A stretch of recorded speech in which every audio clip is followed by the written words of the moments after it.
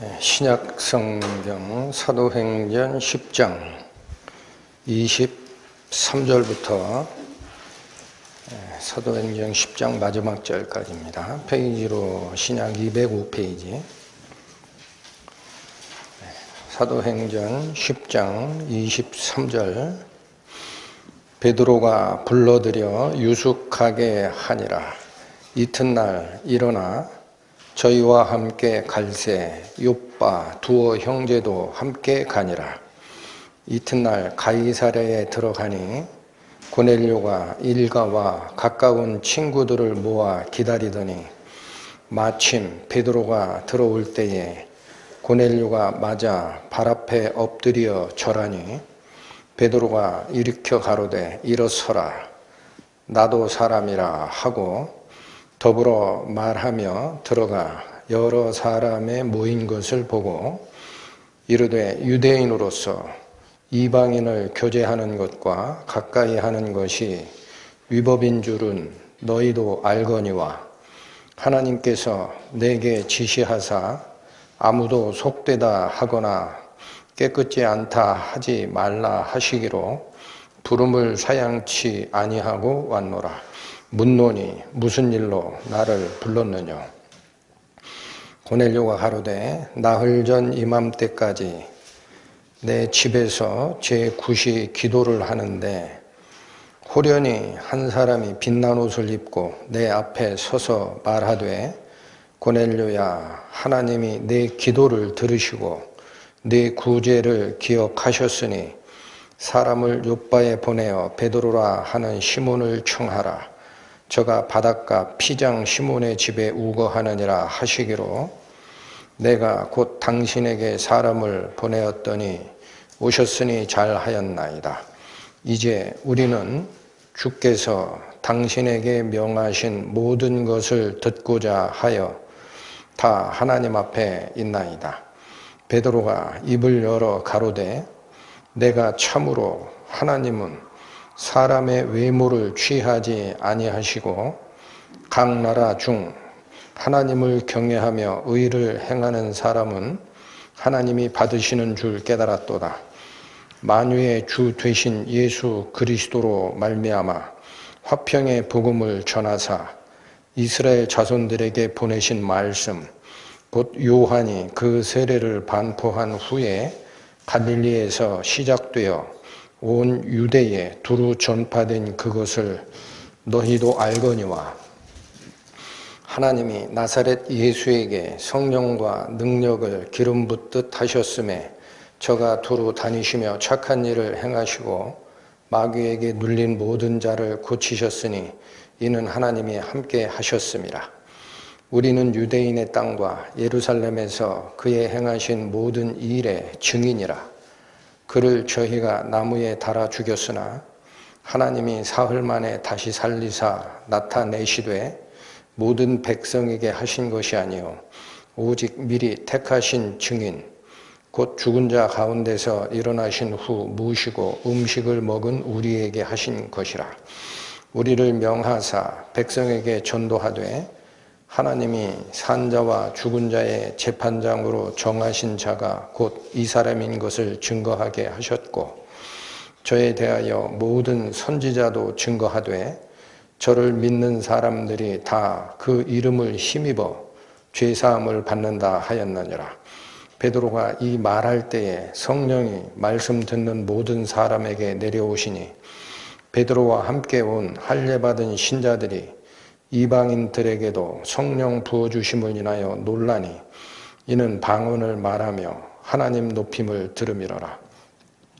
이에 베드로가 가로되 이 사람들이 우리와 같이 성령을 받았으니 누가 능히 물로 세례 줌을 금하리요 하고 명하여 예수 그리스도의 이름으로 세례를 주라 하니라. 저희가 베드로에게 수일 더 유하기를 청하니라. 기도하시겠습니다. 하나님, 오늘 저희는 베드로가 가지고 있었던 자기의 아집이 하나님께서 인도하시는 그 길에서 어떻게 깨어지고 자신의 생각이 잘못되었음을 깨달아 가는지에 대하여 말씀을 통하여 상고하고자 합니다. 이 말씀이 선포됨으로써 저희 각자 자신들이 가지고 있는 아집과 나만 옳다 하는 그 독선을 버리게 하여 주시고 오직 복음을 전함에 있어 하나님의 뜻이 성취되고 그 뜻이 저희를 인도하여 가시기를 기도하는 저희 될 수 있도록 인도하여 주옵소서. 예수님의 이름으로 기도 올립니다. 아멘. 예, 오늘 사도행전 10장의 이제 후반부, 아마도 복음이 전파되는 복음 전도의 역사에 가장 중요한 사건이 될 겁니다. 이 사건이 통과되지 않았더라면 어쩌면 복음은 유대인을 위한 복음으로만 남아 있을 수도 있을 겁니다. 그러나 하나님의 섭리는 그걸 허락지 아니하시죠. 자, 어떻게 움직여 가는지를 살피겠습니다. 23절. 베드로가 불러들여 유숙하게 하니라. 이튿날 일어나 저희와 함께 갈새 욥바 두어 형제도 함께 가니라. 여기 정보가 두 가지 정도 제시가 되어 있습니다. 우리 지난주에 살폈듯이 로마의 그 군대가 주둔하고 있는 가이사랴에 백부장 고넬료가 자기 하인 둘하고 자기 병사 중에 경건하다 생각하는 병사 하나, 그래서 세 사람을 9시 기도니까 6을 더하면 오후 3시 기도 시간에 환상으로 천사를 보고 즉시 그들을 보내서 욥바에 있는 베드로를 찾아가라 합니다. 그래서 그들은 약 50km가 조금 넘는 거리라고 합니다. 가이사랴에서 빌립보까지. 지금으로 얘기하면은요, 한 130리 정도 되는 거리입니다. 그 거리를 고넬료의 명령을 받고 출발했다라고 가정하면 빨리 했어도 오후 4시에 출발한 거예요. 3시쯤에 환상을 봤으니까 오후 4시에 출발을 해서 밤새 걸었습니다. 밤새. 그 세 사람이 밤새 걸어서 피장 시몬의 집에 도착한 때가 언제냐? 12시죠. 밤새 걸어서 다음날 12시쯤 도착했던 이 세 사람을 23절 베드로는 밤을 새고 걸어온 이 사람들에 대한 배려를 잊지 않습니다. 그래서 곧바로 12시니까 다시 가자 그럼 이렇게 할 수도 있었을 거예요. 그러나 밤새 걸어온 사람들 생각을 하고 하룻밤 묵고 가자. 그래서 여러분 군에 갔다 온 분들 많으실 겁니다만 제일 군사들이 한 마음으로 뭉쳐야 되고 또 속도가 한 사람이 빠르고 한 사람이 늦으면 안 되는 마지막 훈련이 뭐냐면은 행군입니다. 행군. 군사훈련의 맨 마지막에 주어지는 게 뭐 500km 행군, 천리 행군 이런 게 주어지는데 꼭 출발을 시켜놓고 보면은 선두가 빨라요. 그 후발대가 늦어요. 그러면 그걸 갈라지게 할 수 없으니까 선두 제자리 10분간 휴식 이렇게 합니다. 그 후발대가 다 가까이 왔는데 시간에 쫓기는 그런 그 지휘관은 후발대가 도착하자마자 선두 일어서 출발 이렇게 합니다. 그러면 또 가다가 그런 사건이 또 벌어지면 후발대는 언제 쉬어요? 죽어나는 거죠. 한마디로 죽어나요. 그래서 좀 더 지휘력이 뛰어난 지휘관들은 선발대가 10분간 휴식하고 후발대가 온 뒤에도 5분 이상 휴식 시간을 꼭 줍니다. 그래야 그 사람들마저도 힘을 얻어서 같이 행군에 합류할 수 있게 되지 않겠습니까? 그러니까 베드로는 지금 12시쯤 도착한 그 세 사람을 곧바로 다시 출발시킨 게 아니라 하룻밤 묵어가게 했다라는 것은 베드로 마음속에 그러한 성도를 위한 배려가 깊게 깔려 있구나 라는 걸 우리가 발견하게 됩니다. 그리고 또 하나의 정보는 이제 이튿날 일어나서 아침에 출발을 하는 거죠. 저희와 함께 갈새 욥바 두어 형제도 함께 가니라. 여기 정보는 우리말 번역에는 두어 형제 이렇게 번역이 돼 있는데 원래 헬라 원어에 가보면은 몇몇 형제라고 되어 있습니다. 두 사람이란 뜻이 아닙니다. 몇몇 형제도 같이 갔다라고 되어 있습니다. 자, 그래서 이 내용은 나중에 고넬료에게 복음을 전하고 나서 예루살렘에 있는 다른 성도들이 베드로를 비난하는 일이 있었죠. 11장 가보세요. 1절부터 3절. 유대에 있는 사도들과 형제들이 이방인들도 하나님 말씀을 받았다 함을 들었더니 베드로가 예루살렘에 올라갔을 때에 할례자들이 신란하여 가로되 내가 무할례자의 집에 들어가 함께 먹었다. 이게 굉장히 큰 문제였다라는 거예요. 당시에 유대인 들이 이방인과 교제하고 같이 복음을 전한다는 사실은 있을 수 없는 일이었어요. 그런데 11절로 가보시면은요, 이걸 미리 알아채었던 것 같아요, 베드로가. 그래서 예루살렘에 올라갈 때 욥바에서 출발하여 가이사랴까지 같이 간 형제들을 증인으로 전부 데리고 올라갔어요. 증언 서라. 이 보통 문제가 아닐 것 같다. 11장 11절 가보시면 이제 설명하는 말 중에 이런 말이 있습니다. 마침 세 사람이 내 우거한 집 앞에 섰으니 가이사랴에서 내게로 보낸 사람이라. 이건 설명을 안 드려도 아시겠죠? 고넬료 백부장이 자기 밑에 있는 하인 둘하고 종졸, 즉 부하병사 중에 경건한 자 하나 해서 세 사람을 보냈다라고 돼 있었던 거예요. 그러니까 11절은 자기가 환상을 보고 할 바로 그때에 세 사람이 내 우거하는 집에 섰으니 가이사랴에서 내게로 보낸 사람들이었다라는 겁니다. 근데 12절에 보면 성령이 내게 명하사 아무 의심 말고 함께 가라 하심에 이 여섯 형제도 나와 함께 가서 그 사람의 집에 들어가니. 여기 이 여섯 형제라고 표현하는 것은 베드로가 예루살렘에 올라갔을 때 그들을 데리고 간 겁니다. 증인 삼으려고. 여기 있는 여섯 형제도 나랑 같이 갔다라는 거예요. 그러면 이 여섯이 어떻게 구성된다라고 성경을 연구한 학자들이 얘기하느냐면 가이사랴에서 보냈던 세 사람이 다 포함이 됩니다. 이 내용을 자세히 보세요. 왜 그럼 이 형제라고 표현하느냐 이거예요. 그들이 형제가 됐나요? 형제가 됐어요? 안 됐어요? 예루살렘에 올라갈 때는 형제가 됐어요. 어떻게 됐어요?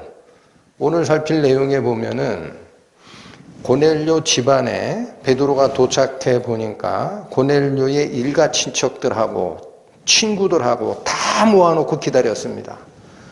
근데 거기서 베드로의 설교를 듣다가 성령을 다 받아버렸어요. 그러니까 다 구원받은 자죠. 거기에 누가 들어가 있는 거예요? 가이사랴 백부장 고넬료가 파송했던 하인 둘하고 경건한 병사도 같이 들었던 겁니다. 그들이 예루살렘에 데리고 올라갔을 때는 이미 형제가 된 거예요. 그래서 이 형제 여섯이라는 말은 가이사랴 고넬료가 보냈던 하인 둘하고 경건한 병사 하나도 같이 구원을 받아버린 거고, 그러면 여섯이라고 돼 있으니까 베드로 빼면 세 사람이 더 들어가야 되죠. 그 세 사람이 누구란 얘기입니까? 오늘 본문에 있는 대로 10장 23절 이튿날 일어나 저희와 함께 갈새. 이때 저희는 누구예요? 가이사랴에서 보낸 하인 둘하고 경건한 병사, 그들과 함께 갈새 욥바에 있는 몇몇 형제도 함께 가니라라고 되어 있죠. 그러니까 욥바에 베드로와 같이 기거하던 형제 세 사람을 같이 데리고 갔다는 얘기입니다. 그 사람은 진작부터 형제였어요. 그러니까 11장의 12절에 보면은 이 6 형제도 나와 함께 가서 그 사람의 집에 들어가니라. 가이사랴 지방에 있는 백부장 고넬료의 집에 들어갔던 6 형제를 증인으로 데리고 간 겁니다. 그럼 여러분 몇 사람이 간 거죠? 베드로 포함하면 7명이 갑니다. 이 6 형제도 나와 함께 그 집에 들어갔다라고 되어 있어요. 그러면 여기 증인이 몇 명이 동원된 거예요? 이방인 고넬료의 집에 가서 교제하고 복음 전하는 일이 당시 유대인들이 생각할 때 굉장히 문제가 큰 거기 때문에 증인을 데리고 갔는데 이 6 형제도 나랑 같이 들어갔고 나도 들어갔다 그랬으니까 증인은 몇 명이 있는 거예요? 7명. 그러면 이 7이라는 증인을 성경에서 굳이 사람 수를 밝힐 때는 이유가 있습니다. 7이라는 증인은요, 역사적으로 추적해 올라가면은 이집트에서도 제일 중요한 어떤 증언이나 서류의 증인을 세울 때 7명을 세우게 되어 있었습니다. 이집트에서도. 그 다음에 이게 기록되고 있는 로마 시대에도 마찬가지입니다. 로마 시대에도 중요한 서류가 있어요. 유언장 같은 거예요. 유언장. 이런 중요한 서류에는 최소한 7명의 증인들이 도장을 찍어주게 되어 있습니다. 성경적으로는 7명의 증인을 세우는 예가 없었느냐? 여러분 창세기 21장 가보십니다. 구약 27페이지입니다. 창세기 21장.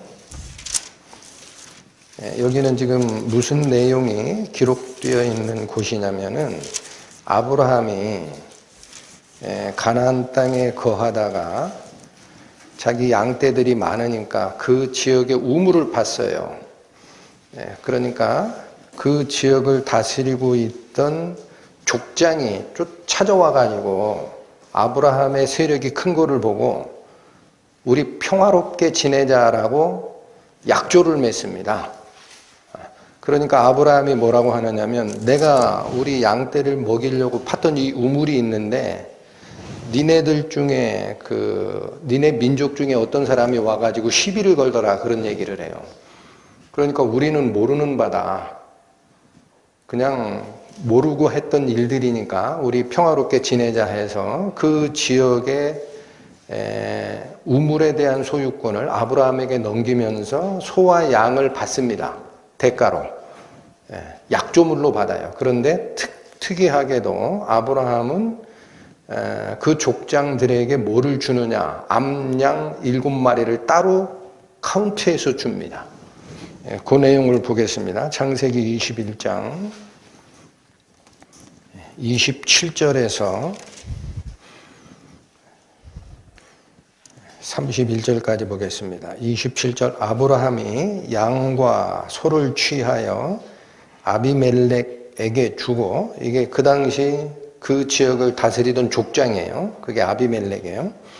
주고 두 사람이 서로 언약을 세우니라. 양과 소를 줬으면 됐잖아요. 그런데 28절 아브라함이 7 암양 새끼를 따로 놓으니, 그러니까 약조물로 준 양과 소를 제외하고도 7 암양 새끼를 따로 놓았다라는 거예요. 29절 아비멜렉이 아브라함에게 이르되 이 7 암양 새끼를 따로 놓으면 어찌미뇨? 왜 이걸 따로 주냐 이거예요. 대가를 줬는데 이미. 30절 아브라함이 가로되 너는 내 손에서 이 암양 새끼 7을 받아 내가 이 우물판 무엇을 삼으라? 증거를 삼으라. 하고 두 사람이 거기서 서로 맹세하였으므로 그곳을 부엘세바라 이름하였더라. 여러분, 그래서 굉장히 중요한 증인을 세울 때 성경에서도 7명의 증인을 세우는 겁니다. 그리고 우리 성경에 보면 마지막 때에 일어날 7년 대환란의 그 재앙들이 기록되어 있죠. 그 재앙을 기록한 두루마리 책이 있습니다. 그 두루마리는 아무나 열어볼 수 없게끔 도장으로 인봉이 되어 있습니다. 도장이 몇 개가 인봉이 되어 있습니까? 7개. 그 7개의 도장으로 인봉되어 있는 마지막 날 인간 세상에 임할 재앙에 대한 내용을 예수님만이 그 인봉을 떼기에 합당하다라고 되어 있어요. 승리자이시기 때문에. 그래서 첫째 인을 떼니 땅에 무슨 환란이 일어나고 두 번째 인을 떼니 하고 7인을 떼는 게 있습니다. 그때 인이 도장인자입니다. 굉장히 중요한 마지막 세대의 이 세상에 임할 재난에 대한 기록을 하나님이 아무도 못 보게 만든 거예요. 7도장을 찍어가지고 봉인해 놨어요. 못 돼, 아무도. 누가 떼요? 산자와 죽은 자의 심판자로 심판장에 서실 어린 양 그리스도만이 그 인봉을 떼기에 합당한 자입니다. 그래서 여기 이 말씀을 드리는 이유는 당시에 유대인이 이방인과 교제를 하고 가서 복음을 전했다라는 사실은 하나님의 법을 정면으로 위배한 굉장히 큰 문제가 있기 때문에 하나님께서 의도적으로 역사하신 거예요. 딱 7명의 증인이 나중에 서게 되어 있습니다. 이런 것도 우연이 아닙니다. 그래서 두어 형제가 같이 갔다라고 되어 있지만 원래 헬라어의 의미는 몇몇 형제라고 되어 있고 우리가 추적하기로는 백부장이 보낸 하인 2과 경건한 병사 1 그리고 베드로 그리고 요바에 있는 형제 3이 같이 갔다라는 거예요. 7명이 고넬료 집에 들어가는 때에 7명이 같이 들어가는 그런 상황이 발생이 됐다라는 얘기입니다. 자, 그게 23절이 제시하는 정보입니다. 24절. 이튿날 가이사랴에 들어가니 고넬료가 일가와 가까운 친구들을 모아 기다리더니 여러분 지금 상황에서 보면 뭐 그럴 수도 있지 이렇게 생각하기 쉽습니다. 근데 이 당시는 가이사랴에 있는 고넬료 백부장 입장에서 생각을 하십시오. 어느 날 오후 3시에 기도 중에 천사의 음성을 들어요.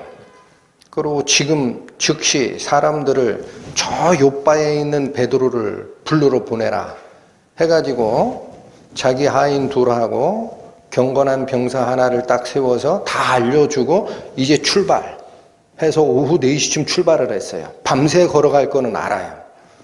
그럼 거기 도착해서 자고 올지 안 자고 올지 압니까 모릅니까? 모릅니다. 아, 왜 몰라요? 핸드폰 하면 되지? 그때는 핸드폰 없어요. 예? 가서 자고 올지 안 자고 올지 모르죠? 안 자고 온다 그러면은 그 다음 날쯤 3일 후에는 오게 돼 있을 거예요. 근데 베드로가 유숙시킬지 안 시킬지 모르거든. 근데 유숙시키고 여기 보면은 가는데 하룻밤 걸렸고 거기서 하룻밤을 잤고 그 다음에 오는 때 낮에 출발했는데 밤 지나서 다음 날 왔어요. 4일째 온 거예요. 언제 올지 알아요. 알아요? 몰라요? 몰라요. 근데 지금 고넬료는 어떻게 하고 있죠? 언제 오든 놓치지 않기 위해서 자기 일가와 또 가까운 친구들을 다 모아서 기다렸다라는 거예요. 아마도 하룻밤 잤을지도 몰라요. 그렇잖아요. 그 전날 와버리면 어떻게 해? 알 수 없지. 자, 그러니까 여기서 우리가 알 수 있는 것은 이런 상태에서도 왜 고넬료가 자기 일가와 가까운 친구들을 전부 모아놓고 기다렸느냐라는 겁니다. 왜 기다렸어요? 복 받으려고. 무슨 복? 복음의 복. 복음을 듣게 하기 위해서 자기가 알고 있는 사람들을 전부 모아놓은 겁니다. 여러분, 이게 구원받는 자의 마음 자세입니다. 나만 구원받았다고 신경 안 쓰는 것은 뭐가 이상한 사람이에요. 응? 이 복음을 같이 들어야지. 고넬료의 마음을 알겠습니까? 그 전체를 모아놨다라는 거예요. 25절 봅니다. 마침 베드로가 들어올 때에 고넬료가 맞아 발 앞에 엎드려 절하니, 여러분, 지배국가의 고급 장교가 식민지 백성을 청하러 보냈는데 복음을 빼고 생각하라는 얘기예요. 왔어요. 그런데 지배국가의 고급 장교가 그 식민지 국가의 베드로란 사람 앞에서, 그것도 자기가 알고 있는 일가와 친한 친척 다 모아놓은 자리에서 그 발밑에 엎드려서 절한다라는 게 무슨 뜻입니까? 인간적인 상황에서는 이해가 안 되는 상황이에요. 그러면 이 고넬료의 마음은 왜 이런 행동이 나왔을까? 여러분, 우리나라의 그 옛날 속담에 보면은 이런 말이 있죠. 마누라가 이쁘면 처갓집 말뚝에도 절한다. 들어보셨어요? 고넬료가 보인 마음은 딱 이겁니다. 베드로를 숭배하려고 절을 한 게 아니에요. 응? 마누라가 이쁘면 왜 처갓집 말뚝에 절합니까? 말뚝을 숭배하려고 절합니까? 다 이뻐 보이니까 하는 거예요. 맞죠? 네. 여러분, 33절을 미리 가보십니다. 고넬료가 베드로에게 설명하는 말에 이런 말이 있습니다. 내가 곧 당신에게 사람을 보내었더니 오셨으니 잘하였나이다. 이제 우리는 주께서 당신에게 명하신 모든 것을 듣고자 하여 다 하나님 앞에 있나이다. 고넬료 백부장은 지금 베드로 일행을 맞는 과정에서 사람을 맡고 있다라고, 응? 사람을 맞이하고 있다라고 생각하질 않아요. 누구를 맡고 있다라는 거예요? 하나님의 말씀을 가져오는 자. 그러니까 우리는 전부 다 하나님 앞에 있나이다라고 고백을 하죠. 그러니까 고넬료가 베드로 발 앞에 무릎 꿇고 절하는 것은 우상숭배의 개념이 아니에요. 그의 마음이에요. 그의 마음. 얼마나 하나님의 말씀을 기다렸으면 우리가 다 당신 앞에 있나이다라고 안 합니다. 우리가 다 누구 앞에 있나이다? 하나님 앞에 있나이다. 여러분, 여기 하나님 앞에 있다라는 이러한 정신이라고 할까? 성경의 사상을 라틴어로 바꾸면 코람데오라고 합니다. 코람데오. 옛날에 영어 성경으로 번역되기 전에는 전부 라틴어 성경이었어요. 코람데오. 그 데오라는 것은 데오 이렇게 발음이 되는데 그게 신 하나님이에요. 데오스, 신.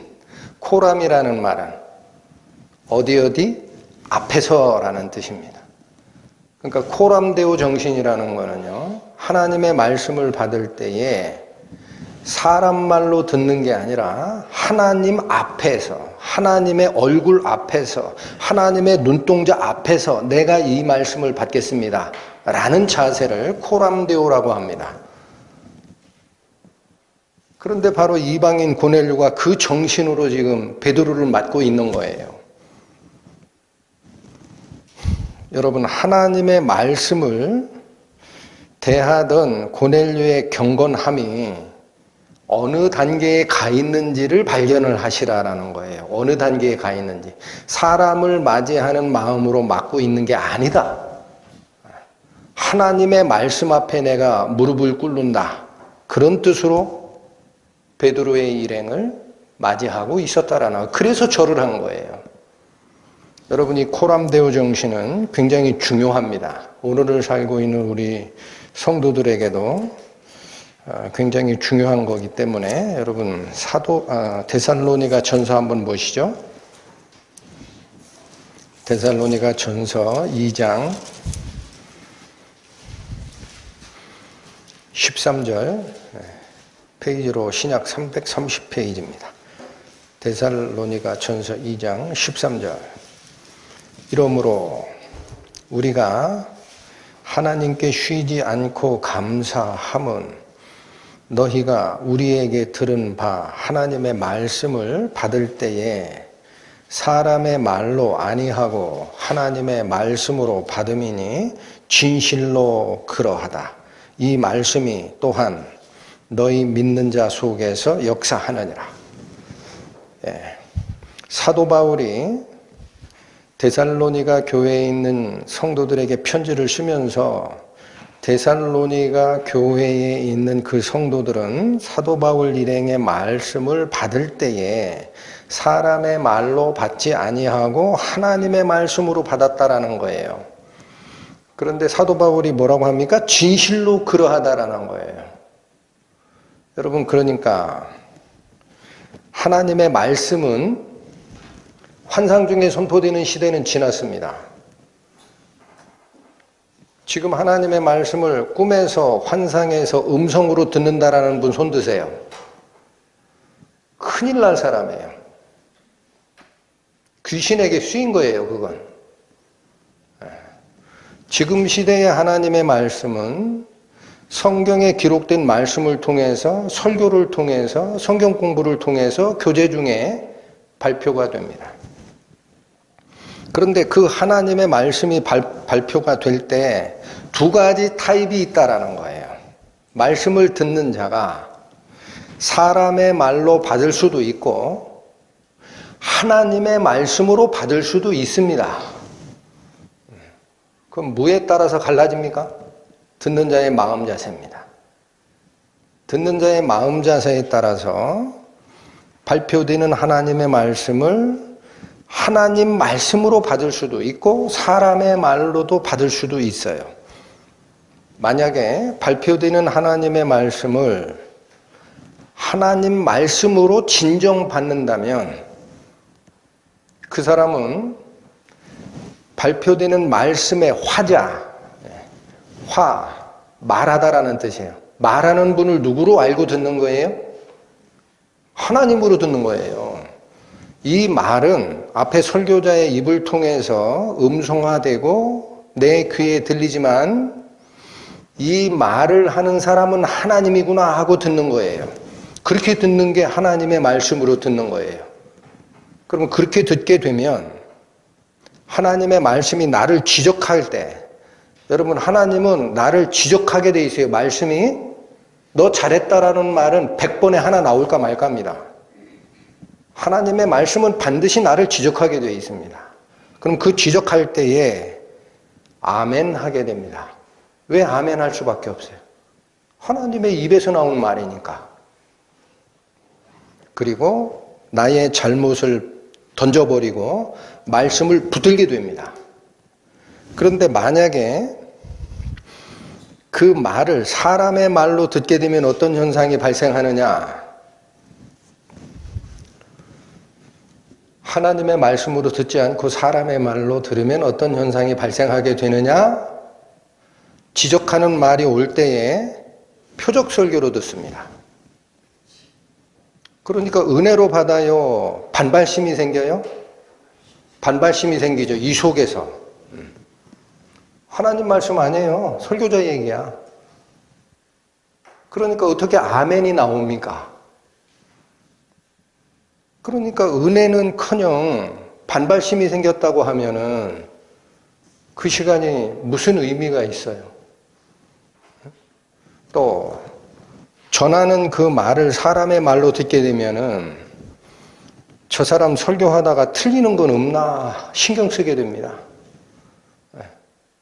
그러다가 잘못하면 판단이나 하게 되고 그 시간에 퍼져 있던 은혜는 하나도 챙겨가는 게 없어요. 설교 강평하다가 끝나요.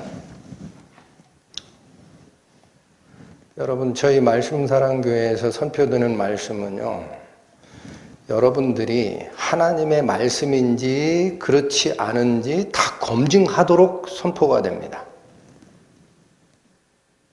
무슨 말인지 이해하십니까? 설교자가 하고 싶은 얘기를 하는 게 아니에요. 성경 말씀을 반드시 끌어와요. 가보시란 얘기야.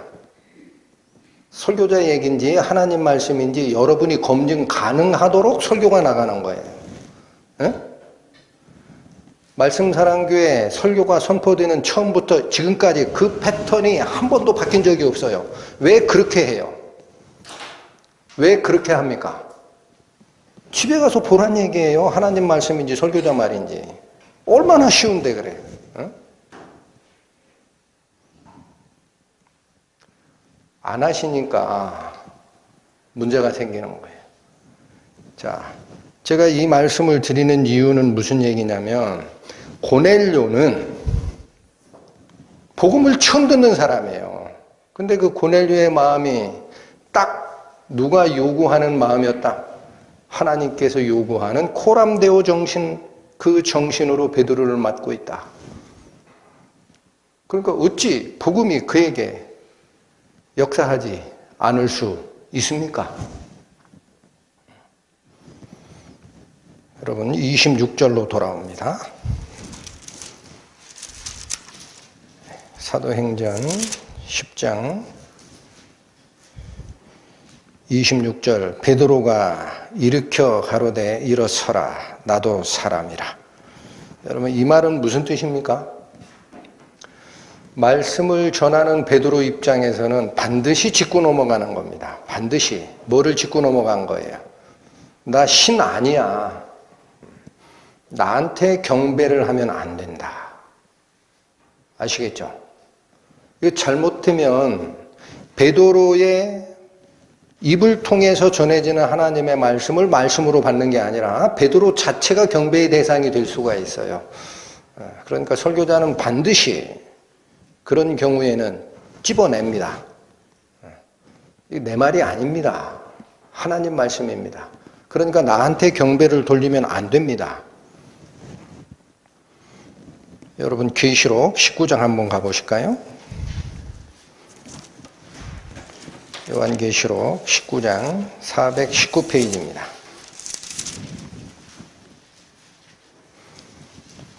(9절에서) (10절) 천사가 내게 말하기를 기록하라. 어린 양의 혼인잔치에 청함을 입은 자들이 복이 있도다 하고 또 내게 말하되 이것은 하나님의 참되신 말씀이라 하기로 내가 그 발 앞에 엎드려 경배하려 하니. 여러분 누가 누구 발 앞에 지금 엎드려서 경배하려는 거예요? 이 요한계시록을 쓰고 있는 사도 요한이 자기 앞에 보이는 천사의 모습이 그 말씀이 너무나 경이롭기 때문에 내가 그 발 앞에 엎드려 경배하려고 했다라는 거예요. 그가 나더러 말하기를 나는 너와 및 예수의 증거를 받은 네 형제들과 같이 된 종이니 삼가 그리하지 말고 오직 누구에게? 하나님께 경배하라. 여러분 저는 저희 말씀사랑교회에서 같이 하나님의 말씀을 상고하고 가르침을 받는 우리 성도들 전부가 하나님의 말씀을 하나님의 말씀으로 듣는 성도가 되기를 원합니다. 또한 말씀을 통해서 은혜를 받았으면 하나님께 감사드리는 성도가 되기를 바랍니다. 목사 따라오지 마세요. 목사가 하는 설교가 혹은 목사가 하는 치유의 은사가 혹은 목사가 하는 축기의 은사가 신기하다 그래서 목사 따라가는 사람들이 있어요. 다 망하는 길입니다. 전부 망합니다. 듣는 말을 하나님 말씀으로 들었으면 감사는 누구에게 올려야 됩니까? 하나님께 올리세요. 그게 교회입니다. 아시겠죠? 자, 다시 본문으로 가십니다. 사도행전 10장 27에서 29절을 보십니다. 더불어 말하며 들어가 여러 사람의 모인 것을 보고 이르되 유대인으로서 이방인을 교제하는 것과 가까이 하는 것이 위법인 줄은 너희도 알거니와 하나님께서 내게 지시하사 아무도 속되다 하거나 깨끗지 않다 하지 말라 하시기로 부름을 사양치 아니하고 왔노라. 묻노니 무슨 일로 나를 불렀느냐? 여러분, 베드로가 들어가서 모인 사람을 보고 처음 한 이 말의 의미를 잘 기억을 하십시오. 28절의 얘기는 무슨 뜻입니까? 유대인으로서 이방인과 교제하는 것은 하나님의 법을 위반하는 거다라는 사실을 나도 알고 너도 안다라는 거예요. 나도 알고 있고 고넬료 당신도 알고 있고 여기 있는 사람도 다 알고 있는 사실이다. 그러나 그 위법 여부를 떠나서 내가 왜 여기 올 수밖에 없었느냐? 하나님께서 내게 지시하신 게 있다라는 거예요. 뭐라고 지시하셨어요? 환상을 3번이나 주면서 내가 깨끗게 한 것을 네가 속되다 하지 말라. 피장 시몬의 집에 문을 두드리는 고넬료가 보낸 2 하인과 경건한 병사의 노크 소리에 성령은 다시 한번 얘기합니다. 베드로에게 저들은 내가 너희에게 보낸 사람들이니 의심하지 말고 따라가라. 그렇죠. 그러니까 여러분 여기에 베드로가 가지고 있는 고민이 있는 거예요. 무슨 고민이 있어요? 자기가 알고 있는 성경 지식에 의하면 유대인은 이방인과 교제하면 안 된다라는 거예요. 그건 위법이야. 그런데 하나님은 분명히 성령으로 지시하신 것은 내가 깨끗게 한 것을 네가 속되다 하지 말라. 의심하지 말고 쫓아가라. 그러니까 하나님의 지시가 먼저 아닙니까? 그러니까 내가 왔소 그런 얘기예요. 29절 보세요. 하나님의 지시가 특별히 임했기 때문에 29절 부름을 사양치 아니하고 왔노라. 묻노니 무슨 일로 나를 불렀느냐?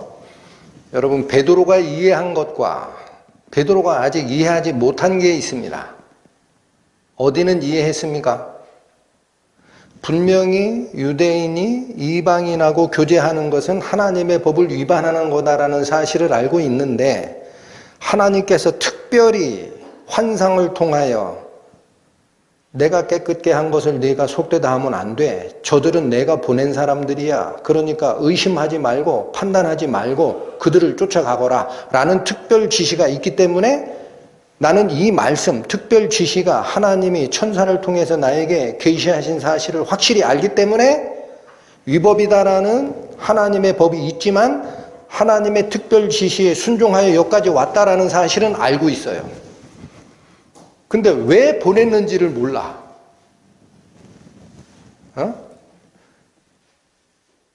구분하실 줄 알아야 됩니다. 베드로가 지금도 모르고 있는 게 있어요. 부름을 하양치 않고 왔노라. 왜 불렀냐? 그렇죠. 무슨 일로 나를 불렀느냐? 나는 아직 이해 못하는 게 있다 이거야. 하나님께서 성경에 기록된 법을 지켜라 하신 그것을 위법이지만 네 생각 버리고 내 지시 쫓아라 해서 오기는 왔는데 하나님이 나를 왜 보냈지? 고넬료 집안에? 아직 모르는 거예요, 베드로는. 그러니까 생각하십시오. 여기 들어와서 얘기하는 이 순간에도 베드로는 고넬료 집안에 가서 복음을 전하라라는 얘기가 떨어질 줄은 꿈에도 몰랐습니다. 꿈에도. 왜 불렀냐? 30절 보십시오. 고넬료가 가로되 나흘 전 이맘때까지 내 집에서 제9시 기도를 하는데 호련히 한 사람이 빛난 옷을 입고 내 앞에 서서 말하되 고넬료야, 하나님이 내 기도를 들으시고 내 구제를 기억하셨으니 32절 사람을 요바에 보내어 베드로라 하는 시몬을 청하라. 저가 바닷가 피장 시몬의 집에 우거하느니라 하시기로. 여러분, 고넬료가 자기가 받은 천사의 지시사항을 그대로 전합니다. 뭐라고 전합니까? 제9시 기도 시간에 내가 기도를 하는데 빛난 옷을 입은 한 사람이 서서, 이게 누구예요? 천사죠. 베드로는 이 모습이 천사인 걸 압니다. 그리스도께서 승천하실 때 양쪽에 흰 옷 입은 사람들이 너희는 어찌하여 하늘을 쳐다보느냐, 너희 앞에 올리우신 이 예수는 너희가 본 그대로 다시 오시리라 하던 그 모습 다 지켜본 사람이에요, 베드로는. 그러니까 고넬료의 이 고백을 통해서 들을 때, 아, 천사가 고넬료의 기도를 들으시고, 말을 바꾸겠습니다. 하나님께서 고넬료의 기도를 들으시고 당신의 천사를 보냈구나라는 사실을 이젠 분명히 듣고 있는 거예요. 그리고 발견하는 사실이 있습니다. 천사가 뭐라고 얘기했다고 합니까? 31절 다시 보십시오. 말하되 고넬료야, 하나님이 내 기도를 들으시고 내 구제를 기억하셨다. 여러분, 이 말이 얼마나 충격적인 얘기입니까? 유대인은 의인이고 하나님이 택한 백성이고 이방인은 죄인이고 개 돼지예요. 지옥 갈 자야. 구약적 사고방식에서. 그런데 개 돼지와 같은 지옥 갈 죄인의 기도를 누가 들으셨다고요? 하나님께서 들으셨다라고 하는 거예요. 천사의 입을 통해서. 그러니까 베드로가 얼마나 놀랬겠어요. 무슨 말씀이 이게? 죄인의 기도를 하나님이 들으셨다고? 그래서 베드로를 불러오라라고 청했다라는 거고, 마지막 고넬료의 말이 이어집니다. 33절 내가 곧 당신에게 사람을 보내었더니 오셨으니 잘하였나이다.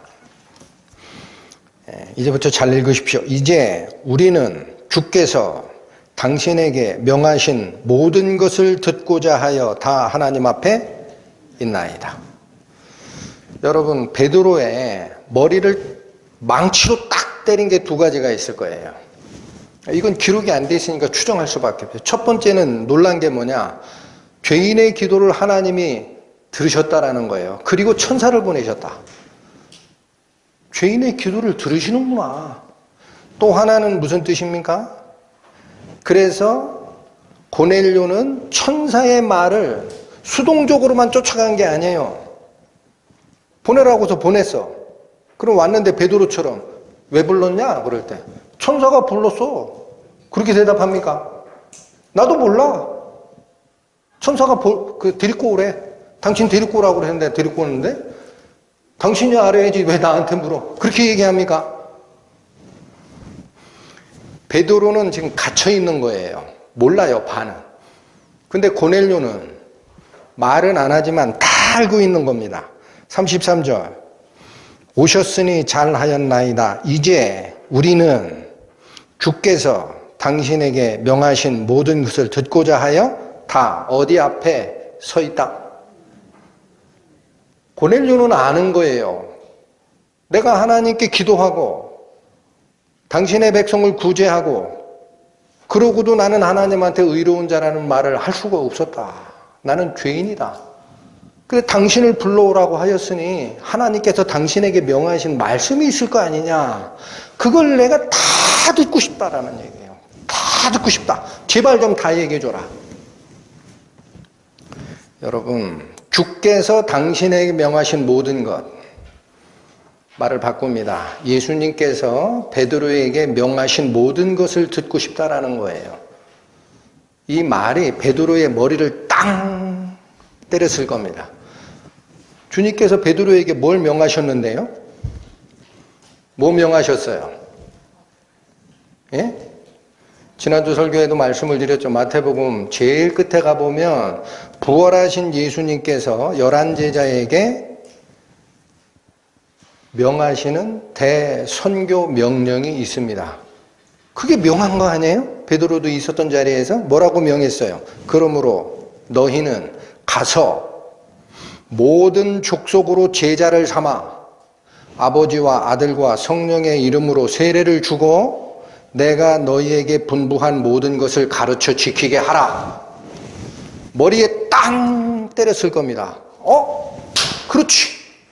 주께서 나한테 명한 거. 너희는 가서 이스라엘 백성으로만 제자를 삼아라. 그러지 않았네. 아이고야, 이 둔한데 이 멍청한 놈아. 주께서 당신에게 명한 모든 것. 그렇지. 너희는 가서 모든 족속으로 제사를 삼으라 했구나. 그러니까 이방인 고넬료, 내가 생각하기에 죄인이라고 생각하는 고넬료의 기도를 하나님이 들으시는구나. 깨달아 버렸습니다. 여러분, 아무도 깰 수 없는 그 사건을, 베드로의 아집을 고넬료가 얘기하는 그 말 한마디에 주께서 당신에게 명령하신 모든 것을 듣고자 하여 다 하나님 앞에 우리가 있습니다. 34절 보십시오.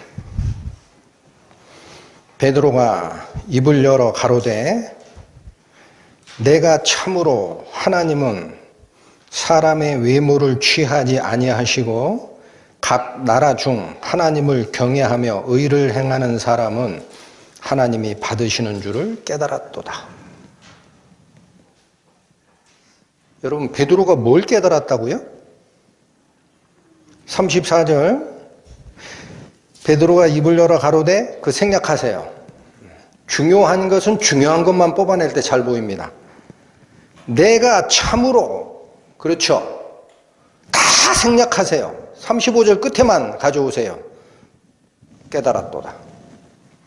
베드로의 입에서 나온 얘기예요. 내가 참으로 깨달았도다.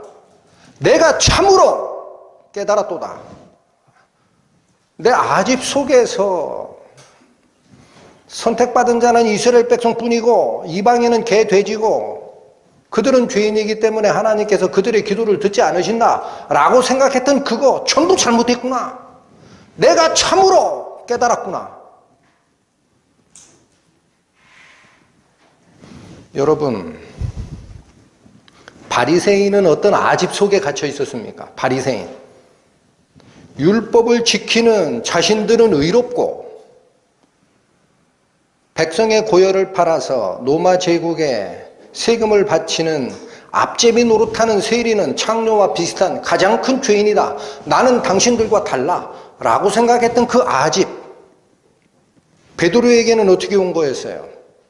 우리는 하나님의 선택받은 민족이고 이방인들은 원래부터 죄인이고 개 돼지야. 그러니까 우리에게만 복음이 필요해. 뭐가 달라요?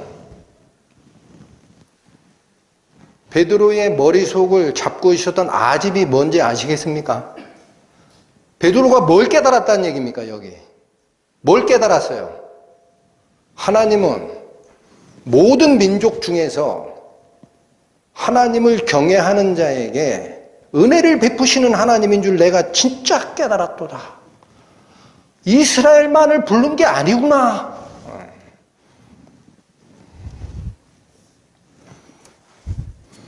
여러분, 오늘 저는 여러분하고 나누고 싶은 은혜가 이겁니다.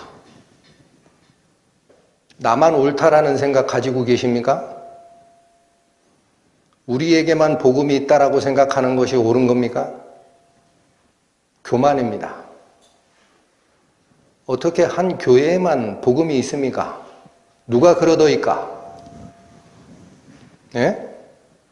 누가 그런 교만을 선포하셨어요? 하나님이 그 정도로 좁으신 분입니까?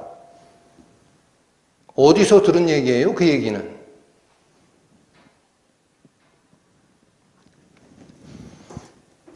열왕기상 가보십니다.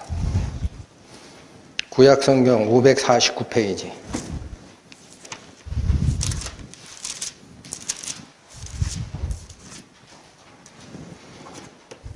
열왕기상 19장. 여러분, 이 내용은 제가 간략하게 요약을 해드리겠습니다. 엘리야 선지자 아시죠? 엘리야 선지자가 바알과 아세라의 제사장들과 누가 참 신을 섬기는 자냐 해가지고 제사 배틀을 했어요. 네? 그래서 엘리야는 뭐냐? 내가 섬기는 하나님만이 진짜 하나님이야. 아합과 이세벨이 섬겼던 바알과 아세라 신은 전부 가짜야. 그러니까 바알과 아세라 신을 섬기는 제사장들은 전부 나오라 그랬어요. 응? 그래가지고 너희는 너희 신에게 제사를 드려라. 나는 나의 하나님께 제사를 드리마. 하고 나무로 불쏘시게 할 나무를 쭉 쌓아놓고 그 위에다가 제물되는 염소나 양 시체를 각도가지고 올려놓고 기도하라 그랬어요. 하늘에서 불이 내려와 사르는 자가 진짜 신이야. 이겼죠? 엘리야가. 그런데 이세벨이 들고 일어난 거예요. 감히 나의 바알과 아세라 신의 제사장들을 누가 죽였다고? 엘리야? 너는 내 손에 죽을 줄 알라 하고 쫓아오는 겁니다, 지금. 그러니까 이 이세벨이 무서워가지고 엘리야가 도망을 가요. 네? 하나님의 선지자가. 그런데 어떤 지금 사건이 발생되느냐가 중요합니다. 19장 9절부터 보십시오. 엘리야가 그곳 굴에 들어가 거기서 유하더니 여호와의 말씀이 저에게 임하여 이르시되 엘리야야 네가 어찌하여 여기 있느냐. 하나님의 선지자가 왜 아합의 부인 이세벨 왕후의 위협 하나에 목숨이 경각에 달렸다고 찔찔 짜고 도망다니고 여기 와 있냐 이 얘기예요. 네가 어찌하여 여기까지 와 있냐. 10절 저가 대답하되 내가 만군의 하나님 여호와를 위하여 열심히 특심하오니 이는 이스라엘 자손이 주의 언약을 버리고 주의 단을 헐며 칼로 주의 선지자들을 죽였음이오며 오직 나만 남았건을 저희가 내 생명을 찾아 취하려 하나이다. 엘리야의 입에서 나온 얘기가 무슨 얘기입니까? 하나님, 저는 하나님에 대한 열심히 특심한 자입니다. 바리새인과 뭐가 달라요? 예? 저만큼 하나님에 대한 열심이 있는 자 있으면 나와 보세요. 제가 가장 열심히 했어요. 그런데 지금 어떤 상황이 벌어졌느냐? 주의 단을 헐며 칼로 주의 선지자들을 죽였음이오며 오직 누구만 남았다?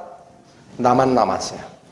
이제는 하나님을 쫓아가는 선지자 다 죽고요. 이세벨이 다 잡아 죽이고 저만 남았다니까요. 하나님. 근데 지금 어떤 상황인지 아시죠? 하나 남아있는 선지자 나를 죽이려고 쫓아온다고요, 지금. 하나님 봐주셔야 되는 거 아니야?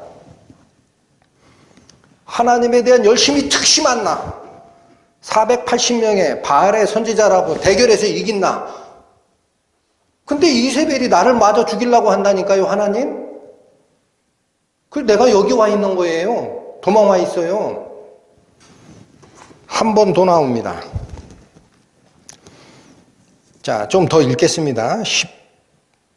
11절 여호와께서 가라사대 너는 나가서 여호와 앞에서 산에 섰으라 하시더니 여호와께서 지나가시는데 여호와의 앞에 크고 강한 바람이 산을 가르고 바위를 부수나 바람 가운데 여호와께서 계시지 아니하며 바람 후에 지진이 있으나 지진 가운데도 여호와께서 계시지 아니하며 또 지진 후에 불이 있으나 불 가운데도 여호와께서 계시지 아니하더니 불 후에 세미한 소리가 있는지라. 엘리야가 듣고 겉옷으로 얼굴을 가리우고 나아가 굴 어귀에 섬에 소리가 있어 저에게 임하여 가라사대 엘리야야 내가 어찌하여 여기 있느냐. 한 번 또 묻습니다. 하나님께서. 엘리야가 뭐라고 대답합니까? 14절 똑같습니다. 저가 대답하되 내가 만군의 하나님 여호와를 위하여 열심히 특심하오니 이는 이스라엘 자손이 주의 언약을 버리고 주의 단을 헐며 칼로 주의 선지자들을 죽였음이오며 오직 나만 남았거늘 저희가 내 생명을 찾아 취하려 하나이다. 하나님이 묻는 것은 똑같습니다. 엘리야야, 네가 어찌 여기 있느냐? 너는 하나님의 선지자야. 목숨이 아깝다고 도망다니냐? 내가 너 언제 너 보고 도망가라 그랬냐? 엘리야는 답변이 똑같습니다. 하나님, 제가 하나님을 향한 열심히 특심한 걸 왜 모르십니까? 하나님 쫓고 있는 선지자 다 죽였습니다. 이세벨이. 나만 남았다고요. 나만. 근데 나도 죽이려고 하니까 내가 도망가지 어디로 갑니까? 하나님이 어떤 답변을 주십니까? 15절부터 보십니다. 여호와께서 저에게 이르시되 너는 내 길을 돌이켜 광야로 말미암아 다메섹에 가서 이르거든 하사엘에게 기름을 부어 왕이 되게 하고. 여러분, 지금 하나님을 지금 뵙고 있는 여기가 호렙산이잖아요. 시나이 반도입니다. 시나이 반도까지 간 거예요. 모세가 하나님을 봤던 호렙산까지 간 거예요. 엘리야가. 하나님이 글로 끌고 간 거예요. 그거 보여줬어요. 질문하고 하나님께서 너 왜 여기 와 있냐? 2번 질문하시고 답변을 주시는 게 뭐냐? 15절 여호와께서 저에게 이르시되 내 길을 돌이키라는 얘기예요. 내가 지금 죽음이 무서워 여기까지 지금 쫓겨 내려왔지. 돌이켜라. 다시 올라가. 어디로 가요? 광야로 말미암아 어디까지 가라? 다메섹. 이스라엘 저 꼭대기까지 가라. 다메섹까지 가서 이르거든 하사엘에게 기름을 부어 아람 왕이 되게 하고 또 너는 또 님시의 아들 예후에게 기름을 부어 이스라엘 왕이 되게 하고 또 아벨무홀라 사밧의 아들 엘리사에게 기름을 부어 너를 대신하여 선지자가 되게 하라. 하나님이 엘리야에게 무슨 명령 주십니까? 여기 있는 거 아니야. 광야를 거슬러 네가 왔던 길 돌아가. 다메섹에 가서 내가 요구하는 이방 왕 하나를 세워라. 이스라엘로 내려와서는 내가 요구하는 이스라엘 왕 하나를 세워라. 마지막에 뭘 세워라? 16절 또 아벨무홀라 사밧의 아들 엘리사에게 기름을 부어 너를 대신하여 누구를 세우라? 여러분, 여호와를 향한 열심히 특심한 엘리야 없으면 하나님 일 못하십니까? 그렇습니까? 여기 뭐라고 얘기하시는 거예요? 여러분, 여기 하나님의 뜻은 안 나와 있지만 엘리야 너는 생명 끝났다라는 거예요. 엘리야, 너는 선지자로서 이제 생명 끝났다. 그만해라. 내가 역사를 지금 이끌어가는 게 있어. 너 마지막 하나 할 거 줄게. 가가지고 다메섹 쪽에 있는 이방 왕 하나를 기름 부어 세워야 돼. 그건 내가 역사를 이끌고 갈 때 걔가 할 일이 있기 때문에 그래. 이스라엘 왕 하나를 또 기름 부어 세워. 그러고 넌 선지자 그만해. 엘리사가 너 대신할 거야. 그리고 나서 주시는 말씀이 뭡니까? 17절 하사엘의 칼을 피하는 자를 예후가 죽일 것이요 예후의 칼을 피하는 자를 엘리사가 죽이리라. 18절 그러나 내가 누가? 하나님께서 이스라엘 가운데 7천인을 남기리니 다 무릎을 바알에게 꿇지 아니하고 다 그 입을 바알에게 맞추지 아니한 자니라. 나만 남았다라는 엘리야의 자기 당착을 하나님이 굳히시는 겁니다. 너만 남기는 무슨 너만 남냐? 응? 엘리야야, 내가 남기면 남는 거야. 여호와를 향한 특심한 내 열심이 있다고? 그래, 그건 내가 인정하겠다. 근데 너만 남았냐? 내가 앞으로 7천인 남길 건데 너 없다고 하나님이 하나님의 일을 못 하시냐? 여러분, 근데 어떻게 해서 어느 교회에 복음이 다 있습니까? 어떻게 해서 그 교회에만 옳다고 얘기합니까? 예? 교만입니다. 기억하세요. 하나님이 그렇게밖에 역사 못하시는 하나님입니까? 우리는 하나님 앞에 겸손해야 합니다. 베드로가 빠졌던 아집이에요, 이게. 엘리야가 빠졌던 아집이라고요. 하나님께서 선지자 하나 없어가지고 일을 못하십니까? 하나님이 그 정도로 능력이 없으세요? 천지를 주관하시는, 인간의 모든 복음의 역사를 주관하시는, 섭리하시는 하나님을 아직 모르십니까? 이 사람의 교만이 끝도 없어요. 기독교 역사에서요, 우리만 옳다라는 그 사고방식이 나타난 순간 그 시대가 제일 위험한 시대가 됩니다. 어디 하나님이 그렇게 역사하십니까? 자기 고집 속에 갇혀있는 베드로를 끌고 가시는 하나님 안 보이십니까? 우리는 항상 코람데오 정신으로 우리는 전부 하나님 앞에 있나이다. 당신의 말을 하소서. 이게 그리스도인의 자세입니다. 하나님이 나를 어떤 그릇으로 쓰시는지는 하나님께 달려있는 거예요. 여러분. 예? 하나님께서 우리를 어느 그릇으로 쓰시는지는 하나님께 달려있는 것이고, 내가 하나님의 손에 잡힌 바 돼서 어느 도구로 사용되느냐의 여부는 내 마음에 달려있는 거예요. 나만 남았다라는 교만이 엘리야의 마음을 딱 2번이나 치는 순간 하나님은 교체해버리는 겁니다. 엘리사가 대신한다. 넌 그만해라.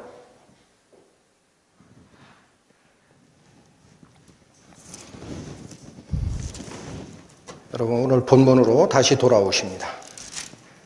사도행전 10장 34절 35절 다시 한번 검토를 하고 갈게요. 베드로가 고백한 거예요. 내가 참으로 깨달았도다. 여러분, 우리도 자기 생을 살아가는 과정에 자기 아집에 갇혀 있을 수밖에 없습니다. 사람이기 때문에. 그러면 이러한 말씀이 개인적으로 내 양심을 찌를 때 베드로와 같이 나의 아집을 내려놓고 하나님 말씀 앞에 무릎 꿇는 성도가 되기를 축원합니다. 36절부터는 이제 복음이 선포가 되는 거예요. 베드로 입에서 이제 깨달았다라는 거예요. 야, 왜 불렀냐? 하나님이 분명히 위법인 줄 아는데도 나를 당신에게 보낸 거 내가 알았는데 왜 보낸지는 몰랐다. 나를 왜 불렀니? 해놓고 보니까 고넬료의 입에서 천사가 나한테 와가지고 하는 얘기가 내 기도와 구제를 하나님이 기억하신 바가 됐으니 가서 베드로 불러와라라고 해서 당신 불러온 거고요. 우리는 왜 여기 있는 줄 아세요? 당신께 명한 하나님의 명령, 주께서 당신에게 얘기한 모든 것을 듣고자 하여 여기 서 있나이다. 이 말이 베드로의 아집을 완전히 깬 겁니다. 아, 복음 전하라는 얘기구나. 나에게 주신 명령이 그거지. 이들에게 복음을 전하라는 얘기구나. 하고 복음을 전합니다. 36절부터 43절. 만유의 주 되신 예수 그리스도로 말미암아 화평의 복음을 전하사 이스라엘 자손들에게 보내신 말씀, 곧 요한이 그 세례를 반포한 후에 갈릴리에서 시작되어 온 유대에 두루 전파된 그것을 너희도 알거니와 하나님이 나사렛 예수에게 성령과 능력을 기름 붓듯 하셨음에 저가 두루 다니시며 착한 일을 행하시고 마귀에게 눌린 모든 자를 고치셨으니 이는 하나님이 함께 하셨습니다. 우리는 유대인의 땅과 예루살렘에서 그의 행하신 모든 일의 증인이라.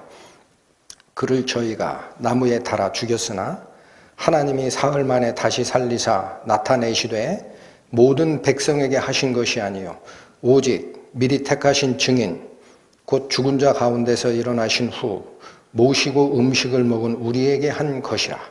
우리를 명하사 백성에게 전도하되 하나님이 산자와 죽은 자의 재판장으로 정하신 자가 곧 이 사람인 것을 증거하게 하셨고 저에 대하여 모든 선지자도 증거하되 저를 믿는 사람들이 다 그 이름을 힘입어 죄사함을 받는다 하였느니라.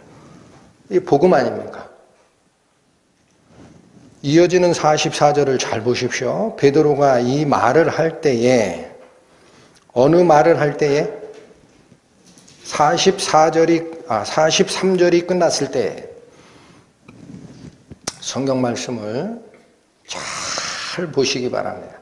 43절이 끝났을 때에, 이 말을 할 때에 성령이 말씀 듣는 모든 사람에게 내려오십니다. 하나님께서 성령을 부어주실 때 타이밍 모르고 막 주십니까? 네? 이 말을 할 때에 내려왔다라는 뜻이 무엇입니까?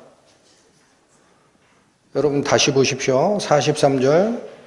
저에 대하여 모든 선지자도 증거하되 저를 믿는 사람들이 다, 일부만 전부 다 그 이름을 힘입어 죄사함을 받는다라고 구약의 선지자, 성경의 선지서에도 기록되어 있다라는 베드로의 이 말이 떨어지는 순간 하나님이 직권적으로 성령을 다 부어주시는 겁니다.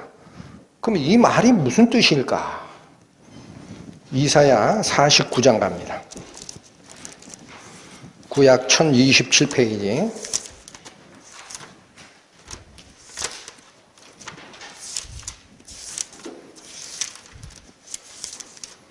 이사야 49장 6절 보십니다. 그가 가라사대 네가 나의 종이 되어 야곱의 지파들을 일으키며 이스라엘 중에 보존된 자를 돌아오게 할 것은 오히려 경한 일이라.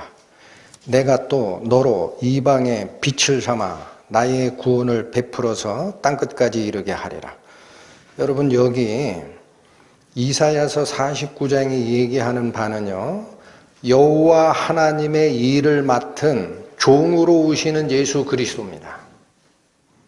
의로운 종, 여호와 하나님의 의를 이루시기 위해 종으로 오시는 의로운 종 예수 그리스도를 얘기하는 성경 말씀이 이사야 49장입니다. 그러면 6절 그가 가라사대, 이건 그는 여호와입니다. 5절부터 보세요. 나는 여호와의 보시기에 존귀한 자라. 나의 하나님이 나의 힘이 되셨도다. 다시 야곱을 자기에게로 돌아오게 하시며 이스라엘을 자기에게로 모이게 하시려고 나를 태에서 나옴으로부터 자기 종을 삼으신 여호와께서 말씀하시니라. 누가 말씀하시니라? 여호와께서. 그가, 즉 여호와께서 가라사대 네가 나의 종이 되어, 이 네라는 것이 의로운 종으로 오는 예수님이에요. 하나님이 얘기하는 거예요. 예수님한테 네가 나의 종이 돼서 내려가라. 네가 나의 종이 되어 야곱의 지파들을 일으키며 이스라엘 중에 보존된 자를 돌아오게 할 것은 오히려 강한 일이라. 여러분, 야곱의 지파를 일으킨다라는 말과 이스라엘 중에 보존된 자를 돌아오게 한다라는 말이 같은 얘기입니다. 그동안에 핍박받던 이스라엘 백성들을 돌아오게 한다라는 얘기예요. 누가? 예수님이. 하나님의 백성을 회복시킨다라는 얘기입니다. 그런데 뭐라고 해요? 돌아오게 할 것은 오히려 어떤 일이라? 경한 일이라. 그거 가볍다 이거예요. 그건 당연하고 그런 뜻이에요. 그건 당연한 얘기고, 내가 약속된 내 백성들을 나의 의로운 종 예수를 보내서 다시 구원하는 것은 그건 당연한 얘기고, 경한 일이라. 내가 또 너로 어디에 무엇을 만들어? 이방의 빛을 삼아 나의 구원을 베풀어 어디까지 이르게 하리라? 여호와 하나님이 계획한 구원의 플랜은 나의 의로운 종 예수를 보내서 나의 백성 이스라엘과 야곱의 남은 자를 돌아오게 하는 것은 그건 당연하고, 더 나아가서 내 종을 이방의 빛으로 삼아 복음을 전하게 하리라. 어디에 있는 말입니까? 구약입니다. 베드로의 입에서 이게 나가는 거예요. 자기도 모르는 사이에. 모든 선지자도, 본문 다시 돌아오십시오. 사도행전 10장 43절, 저에 대하여 모든 선지자도 증거하되 저를 믿는 사람들이 다 그의 이름을 힘입어 죄사함을 받는다 하였느니라. 이 말이 나가는 순간 모두 다 예수 그리스도를 통해서 죄사함을 받고 복음의 혜택을 누린다라는 구약의 선언이 나가는 순간 베드로의 일은 끝납니다. 에? 베드로의 일은 끝난다고요. 그 입에서 그 선언을 뱉어내는 순간 이젠 누가 역사하십니까? 성령께서. 베드로 됐다? 됐어. 이제 알겠지? 응? 나의 구원은 이방인의 빛까지 가는 거야. 베드로야. 그래서 너를 그렇게 3번이나 환상을 주고 여기까지 데리고 온 거예요. 응? 고넬료에게 천사를 보내서 얘기한 게 그거고, 넌 됐다. 내 말은 끝났으니까. 그리고 나서 44절, 베드로가 이 말할 때에 성령이 말씀 듣는 모든 사람에게 내려오시니. 여러분, 거기 모여있던 고넬료의 일가와 친한 친구들이 있죠. 복 받았습니다. 이게 복입니다. 친구 따라 강남 간다고 거기 와서 참석했다가 하나님의 성령을 받을 줄 누가 알았겠습니까? 응?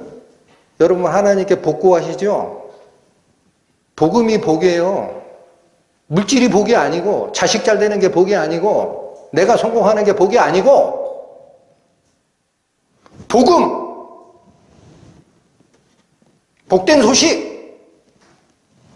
그리스도께서 하신 일! 그게 성령으로 모두 다 알아버린 거예요. 그게 복입니다. 하나님이 우리에게 주시고자 하는 복입니다.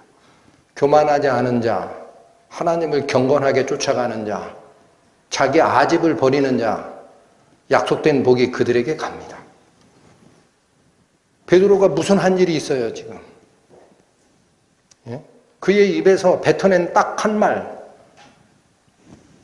43절, 저에 대하여 모든 선지자도 증거하되 저를 믿는 사람들이 다 그 이름을 힘입어 죄사함을 받는다.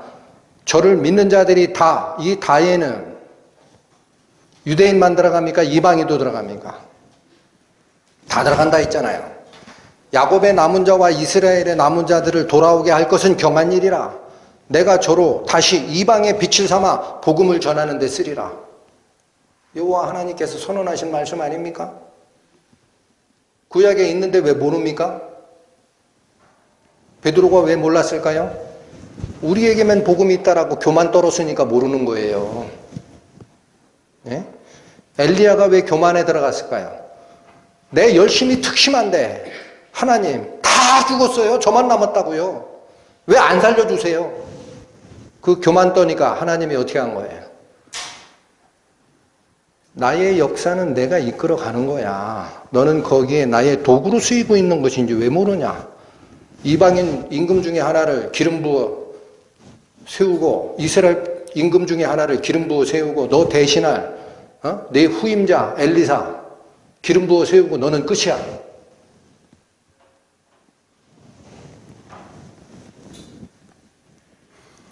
하나님의 능력을 제한하지 마십시오.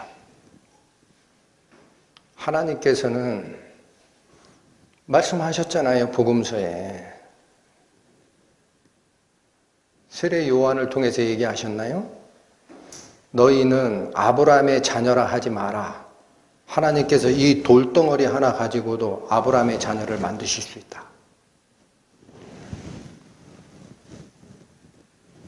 저희가 이방인에게 복음이 전해지는 이 과정을 통해서 배우는 교훈은 딱 하나입니다. 교만하지 말라.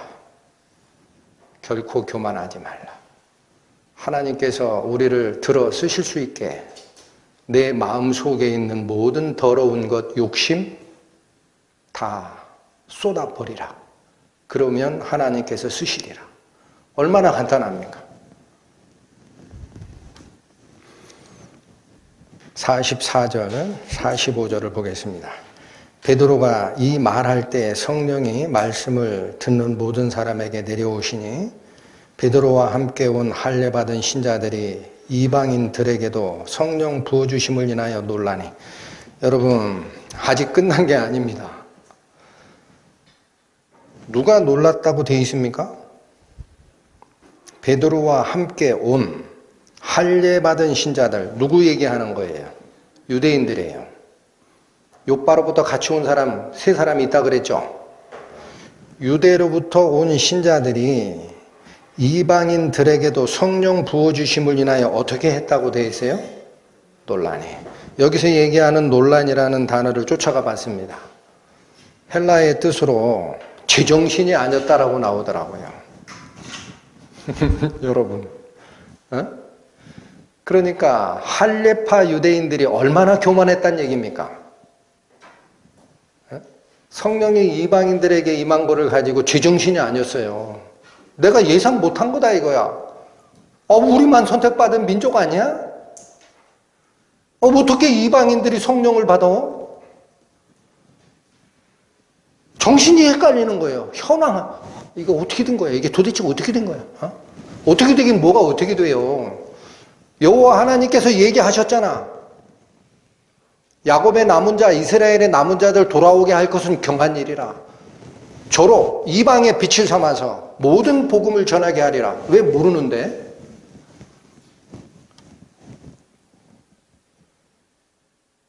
그래서 이게 여기 참여한 사람들이 증인으로 쓰는 거예요.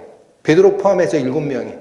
아직 싸움이 끝난 게 아닙니다. 어디서 한 번 더 붙어야 돼.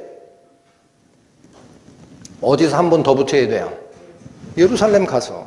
거기 또 얘기하잖아. 야, 이방인은 개돼지인데 왜 거기 가서 복음 전하고 교제해? 나중에 베드로 입에서 나간 증언이 뭔지 기억하시죠? 우리와 똑같이 성령이 임하시다 이것이.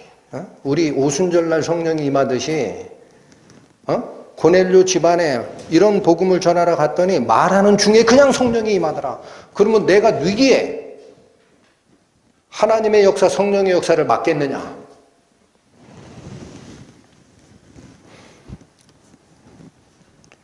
할례를 통하지 않고도 하나님의 백성이 된다라는 사실을 입증해버린 겁니다. 성령께서 그냥 다 너희들 생각 내려놔라.